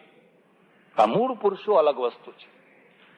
એવું કહેવાય છે કે ચૈતન્ય બે ભાઈઓ હતા. એમાં જે મોટો ભાઈ હતો ને નિતાઈ, એ સાધુ થઈ ગયો. એની વૃત્તિ એવી થઈ ગઈ ને કે સાધુ થઈ ગયો. એટલે એના મા બાપ છે ને એને એમ કે કોઈ પણ ભોગે આ મારો બીજો છોકરો છે એ સાધુ થવો જોઈએ. એટલે એના ઉપર બહુ કડક કંટ્રોલ રાખે, બહુ કડક જાપ્તો રાખે. હા, કેટલીક વાર છોકરો બગડી ના જાય એટલે દારૂડિયાથી, જુગારિયાથી બચાવવા માટે કંટ્રોલ રાખવો પડે. તો કેટલીક વાર એ બાવો ના થઈ જાય એટલે બાવાઓથી બચાવવા માટે પણ કંટ્રોલ. બાવા એવા હોય કે પકડે તો છોડે. પાઠશાળામાં ભણે નવદ્વીપમાં, અને નવદ્વીપમાં એટલા સરસ મજાના ગુરુજી બધી વિદ્યાર્થીઓને ભણાવે ને આ નાનો સરખો વિદ્યાર્થી. હવે બન્યું એવું કે કેશવ કાશ્મીરી, તમને ખબર નહીં હોય, કાશ્મીરનો એક બહુ મોટો ધુરંધર પંડિત, અને એનું નામ કેશવ કાશ્મીરી. અને એટલો મોટો દિગ્વિજય કરનારો પંડિત, 18 ગાડા ભરીને શાસ્ત્રો લઈને બધે ફરે. એ જ્યાં જાય ત્યાં 18 ગાડા એની પેટીઓ ભરેલી, 18 ગાડાની પેટીઓ સાથે ને સાથે હોય. જ્યાં જાય ત્યાંથી પંડિતો ભાગી જાય બધા, એ કેશવ આવ્યો. એના સામે કોઈ ઊભું ના રહી શકે, આટલી એની ધાક બેસી ગયેલી. એ નવદ્વીપમાં આવીને ગંગા કિનારે એને ઉતારો કર્યો, તંબુઓ નાખ્યા, રાજા મહારાજાની માફક ફરે. મોટો પાટ આસન બિછાવી અને ગંગા કિનારે બેઠેલો. અને વિજયનો એક મદ ચડતો હોય છે, વિજયનો એક નિશો ચડતો હોય છે. એમાં પણ યાદ રાખજો, જે જ્ઞાનનો મદ છે ને એ બીજા કોઈના દ્વારા ન ઉતારી શકાય એવો મદ છે. ધનનો મદ ચડ્યો હોય તો કોઈ મહારાજ મળે તો વૈરાગ્યની વાત સંભળાવે કે આ પૈસો હાથમાં આવવાનો, તો કદાચ ઉતરી જાય. બીજા બધા મદ ઉતરે, પણ જ્ઞાનના મદને કેવી રીતે ઉતારવો? પંજાબમાં એક ખેતર અને ખેતરની અંદર એક છોકરી છે ને, ખેતરનું રક્ષણ કરે. 8-9 વર્ષની છોકરી. પેલું વગાડવાનું હોય, ચકલા ઉડાડવાનું, ડબ ડબ ડબ ડબ ડબલું વગાડે, બધે ફરી ફરીને ચકલા ઉડી જાય. હવે બન્યું એવું કે એમાં ઊંટ પેસી ગયો, ખાવા માટે ઊંટ પેસી ગયો. એટલે પેલી છોકરી આવીને ડબલું વગાડવા માંડી, ઊંટની બાજુમાં આવીને ડબલું. એટલે ઊંટ શું સમજો કે અમારા સત્કાર થઈ રહ્યો છે, મારું સ્વાગત થઈ ગયું છે. હવે એ ડબલું વગાડવાથી એ કઈ ખસે? તે છોકરી બિચારી થાકી કે આ ચકલા ઉડી જાય છે ને આ ઊંટ કેમ ખસતો નથી આ ડબલાથી. ડબલું મૂક્યું એક તરફ, જાટની દીકરી એટલે ધોકો લીધો, અને ધોકો લઈને એને જોડવા માંડી. તો ઊંટ એમ સમજવા લાગ્યો કે આ તો મારો વધારે સારો સત્કાર, ચરવા માંડ્યો. પછી વળી થાકી વળી પાછું પેલું ડબલું લઈને પાછી એના પાછળ વગાડવા. પણ ઊંટ નીકળવાનું નામ લેતો. એક મહારાજ નીકળ્યા, એને કહ્યું, અરે જે ઊંટ ધોકાથી નથી નીકળતો એ કઈ ડબલું વગાડવાથી નીકળે? જ્ઞાન છે ને એ ઊંટ છે. જેના મગજમાં કોરું જ્ઞાન ભરાઈ ગયું હોય, એના મગજમાં ઊંટ ભરાઈ ગયો હોય. એટલે અમે એમ માનીએ છીએ કે જ્ઞાનને ભક્તિથી પવિત્ર કરાય. ભક્તિ વિનાનું જ્ઞાન છે ને એ નકામું છે. ભક્તિના દ્વારા જ્ઞાન પવિત્ર થાય. હવે કોરું જ્ઞાન ઊંટ જેવું છે. હવે એને તમે ગમે એવું ડબલું વગાડો તેનાથી કઈ ફરક પડે? મદોન્મત્ત થઈને આમ બેઠેલો. આ પાઠશાળાના છોકરા બધા આવ્યા. તેમના ગુરુએ કહેલું, જો તમે બધા જાઓ છો પણ કોઈ દિવસ કેશવની આગળ આડી આવડી વાત કરશો, ચૂપ રહેજો, બોલશો નહીં એના આગળ. બધા ઉભેલા. અને પેલા એ કહ્યું, છોકરાઓ ક્યાંથી આવો છો? કે ફલાણી પાઠશાળામાંથી. એમ? શું ભણો છો? ફલાણું ફલાણું ફલાણું. બોલો તમારી શી ઈચ્છા છે? તમે જે કોઈ છંદમાં તમે જેનું કહો એનું હું સ્તોત્ર બનાવું. તરત જ હાજરા હજુર. એટલે એક છોકરાએ કહ્યું કે તમે ગંગાજીનું સ્તવન કરો. જે ગંગા વહે છે એ ગંગાનું સ્તવન કરો અને શિખરણી છંદમાં કરો. જરા લાંબો અટપટો છંદ છે. સરસ્વતી એની જીવ ઉપર ધાડ ધાડ ધાડ ધાડ ધાડ શ્લોકો રચાતા ગયા. લોકો તાળીઓ પાડે, વાહ વાહ વાહ વાહ વાહ. અષ્ટક પૂરું થયું, 8 શ્લોકો પૂરા થયા શિખરણીમાં. ચારે તરફ વિજય વિજય વિજય જય જયકાર થઈ રહ્યો છે. આમ મદ ભરી આંખ કરી. તમે બધાએ સાંભળ્યું, તમને ગમ્યું? એટલે બધા ખુશ થઈ ગયા, બધા છોકરા. હવે પેલું જે જેણિયું ખરું ને એ પાછળ એને દબાઈ રાખેલું, એ આગળ આવ્યો. એ આગળ આવીને કહે છે, જો મહારાજ તમને ખોટું ના લાગે તો આ તમારા અષ્ટકમાંથી 24 ભૂલો હું કાઢી આપું. ઓહો, કેટલી મોટી! આ તો શું વાત કરે છે? હા, જો તમને ખોટું ના લાગે તો તમે જે અષ્ટક રચ્યું છે એમાં 24 ભૂલો તમે કરી છે, એ 24 ભૂલો હું તમને કાઢી આપું. હવે ક્યાં દિગ્વિજય કરનારો પંડિત અને ક્યાં પેલું નાનું છોકરું? કાઢ કે. અને એને ધાડ દઈને કહ્યું, અહીંયા આ વ્યાકરણની ભૂલ છે, અહીં છંદની ભૂલ છે, અહીંયા આ ફલાણી અલંકારની ભૂલ છે, અહીં ફલાણી ભૂલ છે, અહીં ફલાણી ભૂલ છે. 24 ભૂલો. પેલાનું મોઢું આટલું થઈ ગયું, ડઘાઈ ગયું. આજ સુધી કોઈ આવો હરાવનારો માણસ. એક બીજી વાત પણ યાદ રાખજો, હાથી જો હાથીથી હારે ને તો એમાં કઈ શરમાવાનું હોય? વાઘ વાઘથી હારે, સિંહ સિંહથી હારે, હારે તો એકબીજા લડે એટલે હારે. પણ હાથી જયારે મચ્છરથી હારે ને તો હાથી મોઢો બતાવવાને લાયક રહે? ગર્વ કિયો સોઈનર હાર્યો સિયારામ જીસો, ગર્વ કિયો સોઈનર.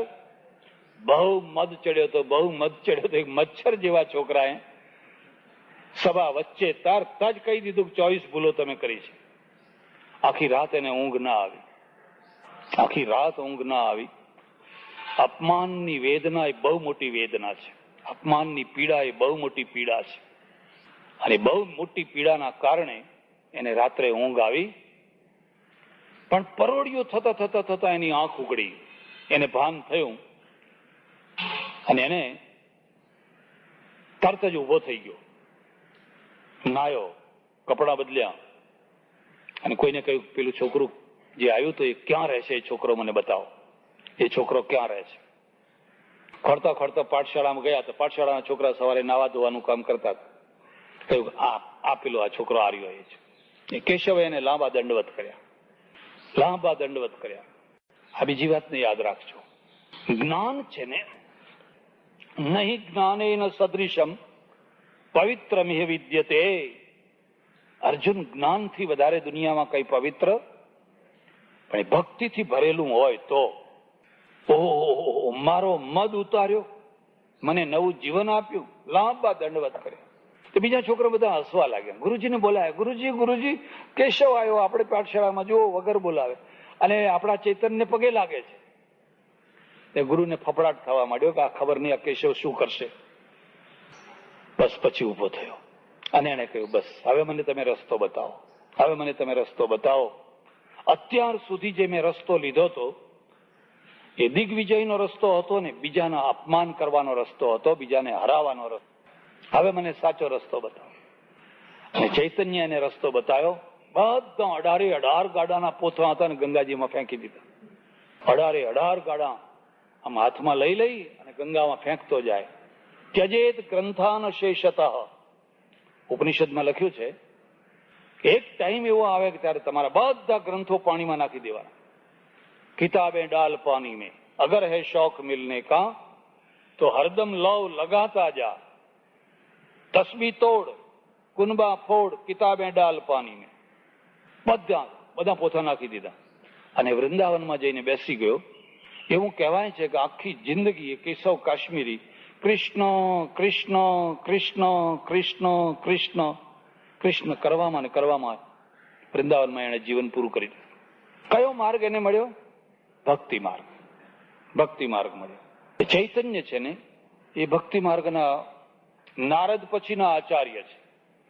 આપણા મૂળ આચાર્ય નારદ છે અને નારદ પછીના છે આ ચૈતન્ય. ચૈતન્યની ઘણી વાતો છે, કોઈ વાર સમય પડશે બીજી વાતો તમને કહીશ. પણ જયારે એ મરવા પડ્યા, છેલ્લી ઘડીએ હતા, બધા ભેગા થઈ ગયા. કંઈક ઉપદેશ આપો, કંઈક છેલ્લી વાત કહો. આખી જિંદગી તમે અમને બહુ કહ્યું, પણ હવે છેલ્લી કંઈક 2 વાતો અમને સંભળાવો. એ વખતે જે ચૈતન્યએ ઉપદેશ આપ્યો છે ને, એક ભક્તે લખી રાખવા જેવો છે. ત્રિણાદપી સુનીચેન તરોરપી સહિષ્ણુના અમાનીના માનદેન કીર્તનીય સદા હરી. હે ભાઈ, તમારે જો ભક્તિ માર્ગ ઉપર ચાલવું હોય તો તણખલાથી નીચા થજો. ત્રિણાદપી સુનીચેના. તણખલું તો કોઈ કામમાં આવે છે, પણ તમે કશા કામમાં આવતા? ત્રિણાદપી સુનીચેના તરોરપી સહિષ્ણુના. પેલું વૃક્ષ છે એ પથ્થરો મારનારને ફળ આપે છે. તો તમને પણ કોઈ ગાળ આપે, કોઈ અપમાન કરે, કોઈ નિંદા કરે તો સામે પથ્થરો ના મારશો, પણ તમે સહિષ્ણુ થજો, એને સહન કરજો.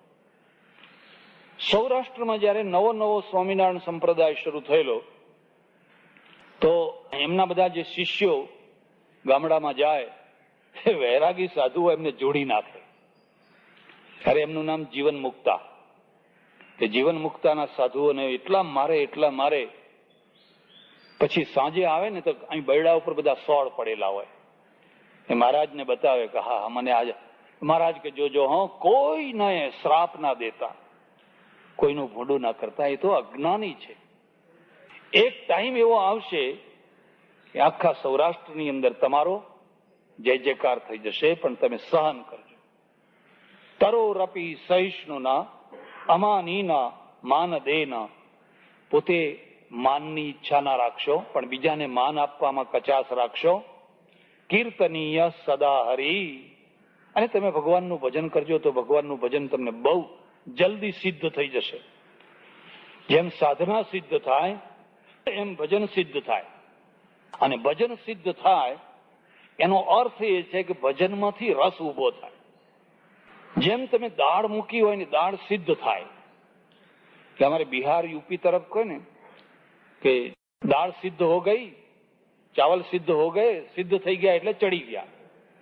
અને કાચા ચોખા હોય ને ખાવ તો રસ આવે. કાચી દાળમાં રસ આવે, કાચી ખીચડીમાં રસ આવે. એમ સિદ્ધિનો અર્થ છે કે તમને ભક્તિમાંથી રસ આવે. એવો રસ આવે કે ભક્તિ છોડવાનું મન થાય.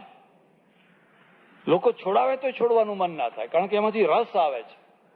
અને જેને રસ નથી આવતો હતો એને અખંડ કીર્તનમાં બેસાડ્યા હોય તો તરત જ ઘડિયાળ જોવા માંડે કે 2 કલાક ક્યારે પૂરા થશે. જો ને ભાઈ આ ઘડિયાળ બંધ તો નથી પડી ને, એને એમ જ થાય કાંટો ખસતો જ નથી. ક્યારના બેઠા છે પણ કાંટો ખસતો, એમાં એનો દોષ નથી. હજુ એ સિદ્ધિની કક્ષાએ પહોંચ્યો, પેલા એને એમાંથી રસ ઉત્પન્ન થાય, રસ નિષ્પન્ન થાય.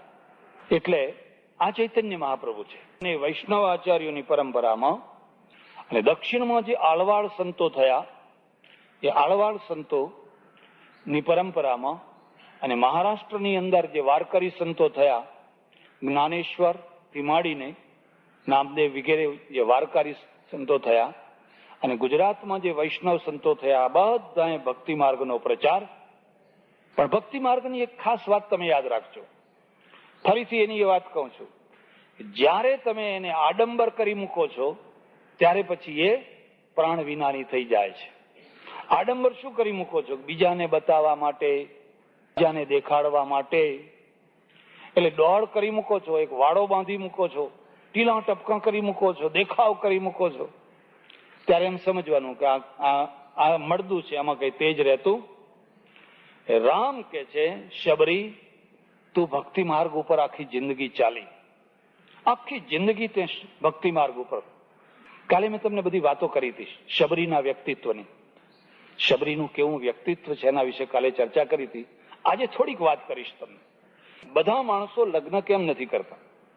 કેટલાક માણસોને શારીરિક અનુકૂળતા ના હોય, કેટલાકને માનસિક બૌદ્ધિક અનુકૂળતા ના હોય, કેટલાકને કૌટુંબિક અનુકૂળતા ના હોય, કેટલાકને આર્થિક અનુકૂળતા ના હોય. અને જેને આ અનુકૂળતા ન હોય એ લગ્ન માટે લાયક કહેવાય. વિવેકાનંદે લખ્યું છે એક જગ્યાએ કે તમે કોઈ તીર્થ ક્ષેત્રમાં જાઓ અને રક્તપીતિયા જે ભિખારી બેઠા છે, બધા કોડીલા અને રક્તપીતિયા અને જાત જાતના બધા, એમાંના એકને જઈને પૂછો કે તારે લગ્ન કરવાની ઈચ્છા છે, તો શરમાઈ જશે, રાજી થઈ જશે, ખુશ થઈ જશે. હવે કંઈક હોય તો ખોળો એમ કે સમૂહ લગ્નમાં તમને બેસાડીએ, સમૂહ લગ્ન, અને જો ડબલ પાટલો ના થાય પછી સિંગલ પાટલે બેસાડીએ. તો કે સિંગલ તો સિંગલ, પણ હવે મને પણ તું કરીશ શું? પરણીને આવીશ, પેલીને લાવીશ તો તું કરીશ શું? તો કે હું બેઠો છું, મારી બાજુ મેં એને બેહાડીશ. એમને કોઈ મોટી ચિંતા નથી હોતી કે ક્યાં શું ને શું ખાશું. જલારામના ઘણા અન્ન ક્ષેત્રો છે, અને દુકાનદાર જે પૈસો આપે એ લઈને સ્ટેશન ઉપર સાંજે પડ્યા રહ્યા. અને પ્રોબ્લેમ જ નથી, પ્રોબ્લેમ તો મોટા માણસોને જ વધારે છે. અને ત્યાં છૂટાછેડા માટે કોર્ટે કઈ જવું પડતું, બધું બહુ સરળતાથી બધું થઈ જાય છે. એક કોડિયો માણસ પણ લગ્ન કરવા તૈયાર છે, પરણવા તૈયાર છે. કેટલાક માણસો એટલા નીચ હોય કે એને ખબર હોય કે મારું છોકરું ટીબી વાળું છે, કેન્સર વાળું છે, પણ ખબર ન પડવા દે એને. એટલે એનું તો જે થવાનું હોય થાય, પણ પેલા બીજાનું પણ થાય. હવે આ લગ્ન કરવાને લાયક નથી. અમેરિકામાં એક કાયદો છે, અને કાયદો શું છે કે લગ્ન કરતા પહેલા વર કન્યા બંનેનું ડોક્ટરી સર્ટિફિકેટ જોઈએ. ડોક્ટર સર્ટિફિકેટ આપે કે આ ખરેખર લગ્ન કરવાની બે લાયક છે, પછી જ લગ્ન થઈ શકે. ત્યાં સુધી લગ્ન થઈ શકે. લગ્ન કર્યા પછી તમે ડોક્ટરની સર્ટિફિકેટ લેવા જાઓ, હવે આ કઈ રમત વાત છે? એટલે કેટલાક લોકો છે ને એ લગ્ન કરવાને લાયક નથી હોતા. અને કેટલાકની કૌટુંબિક સ્થિતિ નથી હોતી, કેટલાકની આર્થિક સ્થિતિ નથી હોતી. કૌટુંબિક સ્થિતિ શું હોય ખબર છે? આપણો સમાજ કેવો છે? હાટું હોય તો હાટું મળે, નહીં તો મળે. દીકરીના બદલે દીકરી મળે, દીકરીના બદલે દીકરી મળે. મારા ઓળખીતા એક પટેલ, પેલા હાટા પેટા થતા ને, હાટા તમારી દીકરી આપવી જ પડે, તમને નવાઈ લાગશે. એ જયારે પરણ્યા ત્યારે એની ઉંમર 25 વર્ષની અને કન્યાની ઉંમર 1.5 વર્ષની. કન્યાની ઉંમર, આ વાસ્તવિકતા, સાચી વાત કહું છું તમને. કન્યા 1.5 વર્ષની અને પેલા 25 વર્ષના. અને કન્યા 25 વર્ષની થાય ત્યારે પેલા કેટલા થાય? પહેલા તો લોકો બહુ જલ્દી મરી જતા, 50 વર્ષના. પણ એ કન્યા 1.5 વર્ષની કન્યાને પરણાવવી પડી. સમાજ ક્યાં ગયો? સંસ્કૃતિ ક્યાં ગઈ? ધર્મ ક્યાં ગયો? કશું જ નહીં. એ તો બધું કહેવાનું. આવી તો કેટલી કન્યાઓ બલિવેદી ઉપર ચડી ગઈ. એને ગમે કે ના ગમે, એને લાકડે માકડું કાગડાને કોણ જે વરગાડવું હોય વરગાડી દો, કારણ કે હાટું લીધું છે તો હાટું આપવું પડે. કેટલાક લોકોની બીજી સ્થિતિ હોય, એમાં ઘણા લોકોની માનસિક સ્થિતિ ના હોય, અને માનસિક સ્થિતિ ના હોય અને એવા લોકોને તમે જબરજસ્તી પરણાવો તો કદાચ એમાં સફળ રહી શકે. શબરી એક એવી સાધ્વી છે, એવી એક તપસ્વીની છે, જે શારીરિક, માનસિક, આર્થિક બધી રીતે એમ સમજે છે કે હવે મને ભગવાનના રસ્તે જ જીવન ગાળવા દે. જે માર્ગે જઈને આપણે સફળ ન થઈએ, સુખી ન થઈએ, દુઃખી થઈએ અને આપણાથી બીજા દુઃખી થાય, એવા માર્ગે જવાનો શો અર્થ છે? જો હું સુખી ના થઉં તો કઈ નહીં, પણ હું બીજાને પણ સુખી ના કરી શકું અને મને એમ ચોખ્ખું લાગતું હોય કે હું સુખી નહીં કરી શકું, તો પછી મારે એ રસ્તે જઈ અને નકામા દુઃખના ડુંગર ઉભા કરવા, એનો શો અર્થ છે? એના કરતા એકલા જીવનને ખેંચી નાખવા દે. પણ ખેંચીશ તો ક્યાં ખેંચીશ? ઋષિઓના વચ્ચે. સંઘની બહુ મોટી અસર હોય છે, સમૂહની બહુ મોટી અસર હોય છે. આ ઋષિઓના વચ્ચે રહીશ, અને ઋષિઓના વચ્ચે રહીશ તો મારા જીવનની અંદર આપોઆપ એક સદવૃત્તિ ઊભી થશે. ઋષિઓના વચ્ચે રહે છે અને વૃત્તિ રામ પાસે છે. ક્યાં છે? રામ પાસે છે. એક બીજી વાત યાદ રાખજો, તમારા મગજની અંદર કોઈ ને કોઈ એક લક્ષ્ય હોવું જોઈએ. જો લક્ષ્ય વિનાનું મગજ હશે ને તો તમે થાકી જશો. ભલે કાલ્પનિક તો કાલ્પનિક, સાચું તો સાચું, ખોટું તો ખોટું, પણ એક લક્ષ્ય હોવું જોઈએ. બસ મને રામ મળશે, રામ મળશે, રામ મળશે, રામ મળશે. રોજ માળાઓ બનાવે છે. આજે મંદિરોમાં જે માળાઓ બનાવવામાં આવે છે, એ તો ભગવાન તો 2 મિનિટ પહેરે, 5 મિનિટ પહેરે, ના એ પહેરે, કેટલીક વાર તો આમ અડાડીને લોકો નીચે મૂકી દે. પણ માળા બનાવનારનો જે સમય છે ને, એ માળા બનાવવામાં જે 1 2 કલાક એનો સમય વીતે છે ને, એ એની ભક્તિ છે. એની ભક્તિ છે, કારણ કે એ નવરી છે, બીજું કોઈ કામ નથી. ચાલ તું માળા બનાવ. પુષ્ટિ માર્ગમાં એટલા માટે વાઘા બનાવ, ભગવાનની રસોઈ બનાવ, અત્યારે ઠાકોરજીને ફલાણું જમાડવું છે, એમાં એનો આખો દિવસ નીકળી જાય. એને કન્વર્ટ શું કર્યું? ગાંધીજીએ શું કન્વર્ટ કર્યું? કે જન સેવા એ જ પ્રભુ સેવા. હવે અત્યાર સુધી તું ઠાકોરજી માટે જે કામ કરતી હતી, એ હવે દુખિયા માણસો માટે એ કામ કર. અત્યાર સુધી તું ઠાકોરજી માટે શીરો બનાવતી હતી, હવે કોઈ ગરીબ માણસ માટે શીરો બનાવ, કોઈ જેબરના માટે શીરો બનાવ. તારા ગામમાં જો તપાસ કર, કોઈ દુખી તો નથી ને, કોઈ ખાધા વિના તો હોતું નથી ને. તું ના આપી શકે તો જે આપનારા છે એને જઈને વાત કર કે આને આપવા જેવું છે. આ બીજી વાતને પણ સમજજો, આપવા કરતા પણ અપાવવાનું પુણ્ય ને આંગળી ચીધ્યાનું પુણ્ય કહે છે. ભાઈ મારા ઘરમાં તો તને રોટલો નહીં મળે, પણ પેલા ઘરમાં તું જા, એ ઘરમાં ભગવાને અખૂટ રોટલો આપ્યો છે અને એમાં અન્નપૂર્ણા વસે છે. એ અન્નપૂર્ણા તને રોટલો આપશે. આપવા કરતા પણ અપાવવાનું પુણ્ય વધારે છે. એટલે શબરીની અપેક્ષા, ઈચ્છા, એના લક્ષ્ય આજે પૂરા થયા. રામ આવ્યા અને શબરીએ ધન્યતા અનુભવી. નવદા ભક્તિની વાત શરૂ કરી. પ્રથમ ભગતિ સંતન કર સંગા. શબરી તું અહીંથી શરૂઆત કરજે, એકડો અહીંથી ગોંઠજે. કોઈ સાચા સંત હોય, રાજચંદ્ર સત્પુરુષ બોલે છે, બીજી જગ્યાએ સંત કહેવાય છે. બધાના જુદા જુદા પોતપોતાના અલગ અલગ, કોઈ એક જ્ઞાનની પ્રધાનતા રાખી છે, કોઈ એક સતની પ્રધાનતા રાખી છે, કોઈ ભક્તિની પ્રધાનતા રાખી છે. પણ એવા માણસોની પાસે જેની બેસજે કે જ્યાં તને શીતળતા ને શાંતિ મળે. પ્રથમ ભગતિ સંતન કર સંગા, દૂસરી રતિ મમ કથા પ્રસંગા. બધું લાંબુ વિવેચન નહીં કરું, વર્ણન નહીં કરું. અહીંયા એક રતિ શબ્દ મૂક્યો છે, અને રતિ છે કામદેવની પત્ની છે. રતિ છે કામદેવની પત્નીનું નામ છે રતિ છે. અહીંયા કહે છે કે તારી જે રતિ છે ને એ મારી કથામાં આવી જશે. રતિ મરતી નથી અને કામ પણ કદી મરતો. કામ રામમાં કન્વર્ટ થાય અને રતિ સુરતીમાં કન્વર્ટ થાય.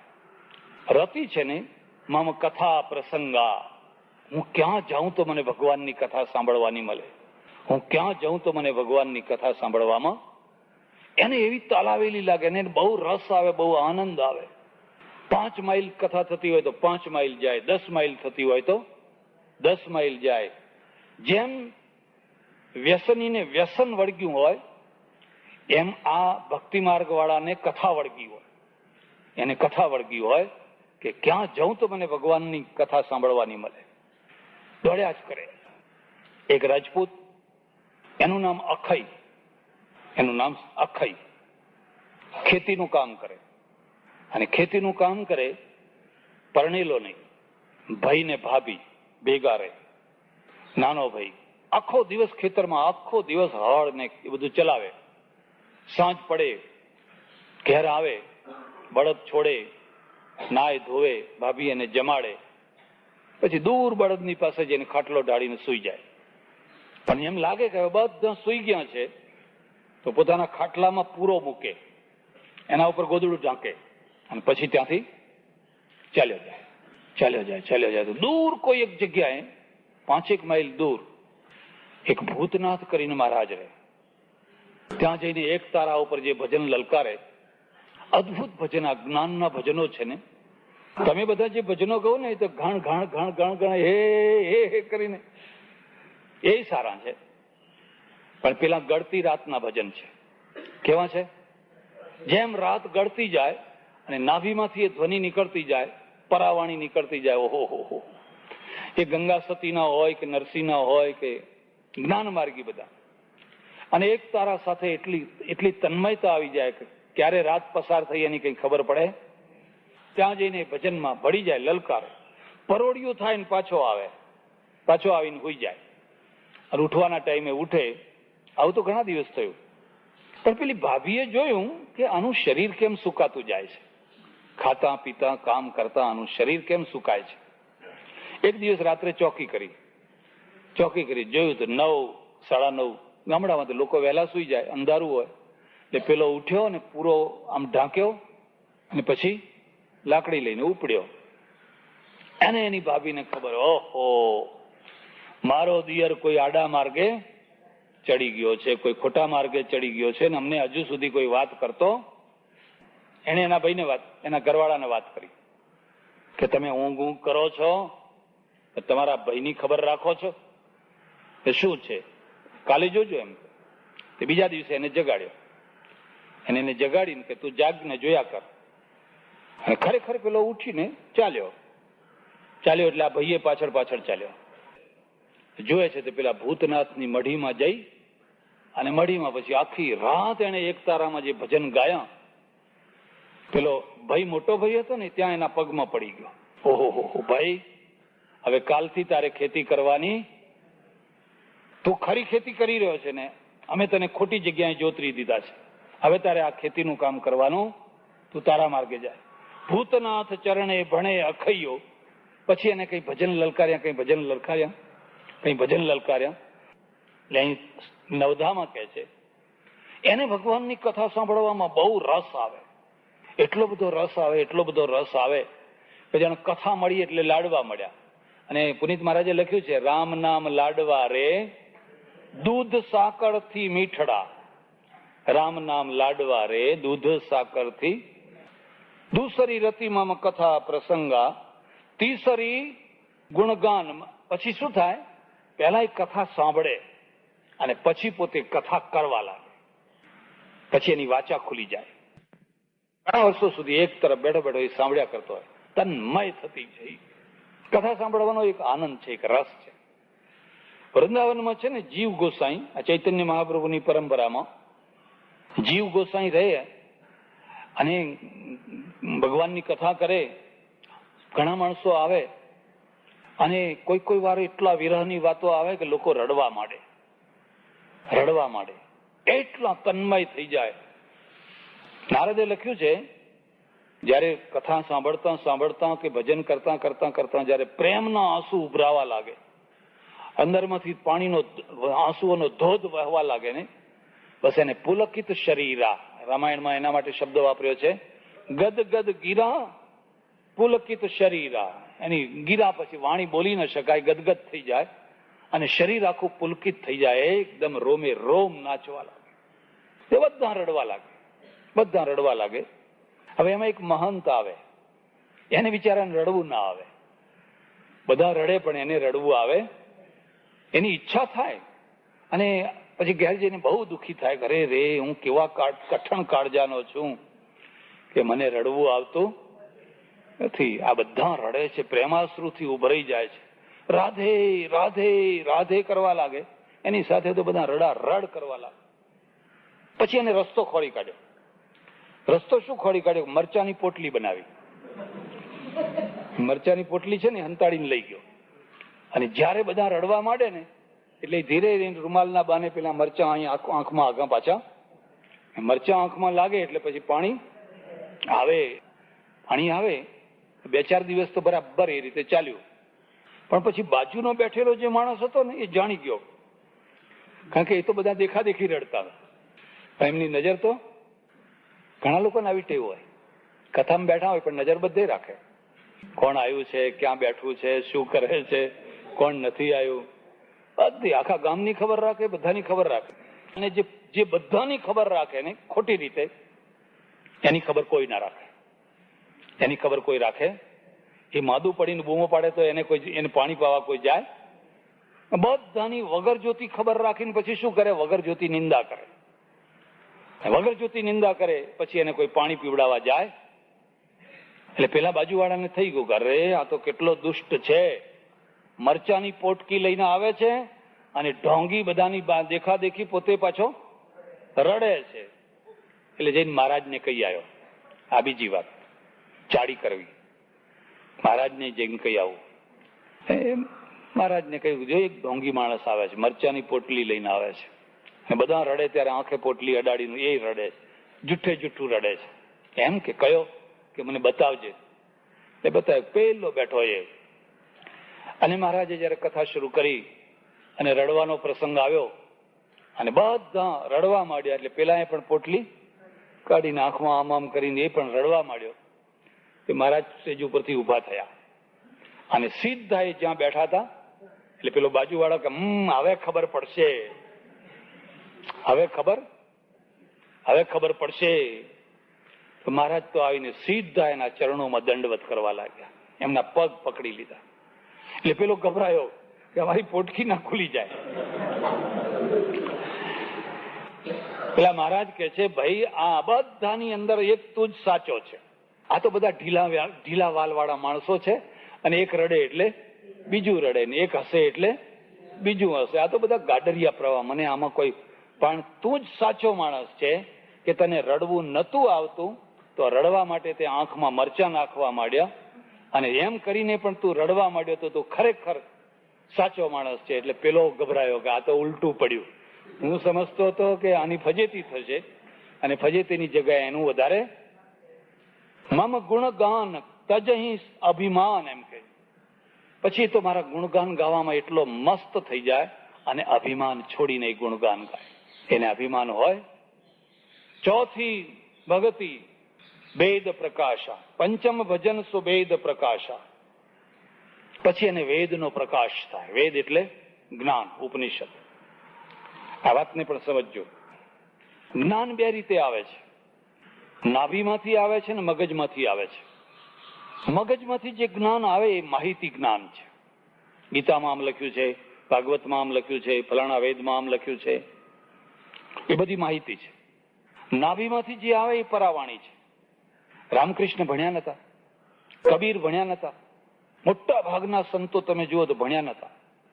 એમનું જ્ઞાન જે છે ને મગજમાંથી નહીં, પણ ક્યાંથી આવે છે? નાભીમાંથી આવે છે. અને એટલું અદ્ભુત હોય છે. કેશવચંદ્ર સેન જેવો બેરિસ્ટર, એ જમાનાનો વિલાયત ભણેલો બેરિસ્ટર, બ્રહ્મો સમાજનો નેતા, એ રામકૃષ્ણ પાસે બેઠા હોય અને એનો એક શબ્દ લખ્યા કરે. કેટલીક વાણી એવી હોય કે તમારે એક શબ્દ લખી લેવાનું મન થાય કે આ તો ભાઈ આ નવું આવ્યું, લખી લો. ત્યારે આવું ટેપ રેકોર્ડર નતું, એટલે તો લોકો લખી લે. એ નોંધપોથી લઈને બેઠા હોય ને બધું લખ્યા કરે અને આ મસ્તીમાં બોલ્યા કરે. જ્યારે જુઓ ત્યારે કોઈ ગ્રંથ નહીં જોવાનો, કાલ આવજો, પરમ દિવસે આવજો, ફલાણા આવશો, કશું જ નહીં. ધાડ ધાડ ધાડ ધાડ. ઉપનિષદમાં એમ લખ્યું છે કે સાધનાની અમુક કક્ષા થાય તો નીચેની પરાવાણી ખુલી જાય, અને પરાવાણી ખુલી જાય પછી એને કોઈ ગ્રંથની જરૂર પડે. એ જે બોલે એ જ ગ્રંથ થઈ જાય, એ પોતે જ શાસ્ત્ર થઈ જાય. એ કેશવચંદ્ર સેન છે ને, એને એક દિવસ કહ્યું કે મહારાજ એક પ્રશ્ન પૂછું કે પૂછો. અમારે જયારે પ્રવચન કરવું હોય છે તો 8 દિવસથી તૈયારી કરીએ છીએ. આ ફકરો, પેલો ફકરો, આ કાપલી તૈયાર કરી, પેલી કાપલી તૈયાર કરી, બધી નોંધ તૈયાર કરી, આ બોલીને પછી આ બોલવું, આ બોલીને પછી આ બોલવું, આ બોલીને પછી એ બધી. એટલા માટે તો આ ઇંગ્લિશ પદ્ધતિમાં પેલું સ્ટેજ હોય ને, એ સ્ટેજના ઉપર કાગળ રાખવાનો અને કાગળમાં મુદ્દાઓ જોતા જવાના ને એક મુદ્દો પૂરો થાય એટલે આમ જોઈ લેવાનો એટલે બીજો મુદ્દો. એ બધા મુદ્દાઓ તૈયાર કરીને અમે જઈએ, કેટલા કોટેશન, કેટલી કાપલીઓ, અને જ્યાં પ્રવચન શરૂ કરીએ એ લોકો કાં તો ઊંઘવા માંડે કાં તો ઉઠીને ચાલવા માંડે. તમે નથી કોઈ કાપલી લાવતા, નથી કોઈ કોટેશન કઈ તૈયારી કરતા કે કશું જ નહીં. જ્યારે જુઓ ત્યારે તમારા અંદરથી એક ફુવારો નીકળ્યા કરે છે. તો આ તમે નીકળ્યા કરે છે, ક્યાંથી નીકળે છે? અમારે કેમ આવું નથી નીકળતું? મને એનો જવાબ આપો. રામકૃષ્ણની પાસે હંમેશા હાજર જવાબ, કોઈ દિવસ ઉધાર જવાબ. એમણે કહ્યું, જો ઊંચામાં ઊંચું ઉડનારું પક્ષી કયું? તો કે ગીધ. સૌથી ઊંચામાં ઊંચું ગીધ ઉડે, એટલે ઊંચે ઉડીને પણ એની નજર ક્યાં હોય? કોઈ સડતું હોય, પશુનું શવ સડતું હોય એ ગંધાતા સડતા શવ ઉપર, કોઈ ગધેડું, કોઈ કૂતરું મરેલું પડ્યું હોય એના ઉપર. એની નજર કોઈ બગીચા ઉપર ના હોય, કોઈ આંબાના ઝાડ ઉપર ના હોય, પણ કોઈ કોવાતું હોય, ગંધાતું હોય એના ઉપર હોય. એમ તમે બધા વિદ્વાનો, તમે બધા પંડિતો, તમે બેરિસ્ટરો ગીધની માફક ઊંચામાં ઊંચે ઉડો. તમારી પાસે નોલેજ બહુ ઊંચું, પણ તમારી દૃષ્ટિ નીચામાં નીચી, કોઈ કોવાતા શરીર ઉપર, કોઈ ગંધાતા શરીર ઉપર. અને એટલા માટે તમારા અંદરથી ફુવારો ફૂટતો. જે દિવસે તમારી આ દૃષ્ટિ પૂરી થઈ જશે, તમારા અંદરથી ફુવારો ફૂટવા માંડશે, તમારા અંદરથી પણ આપોઆપ ફૂટવા માંડશે.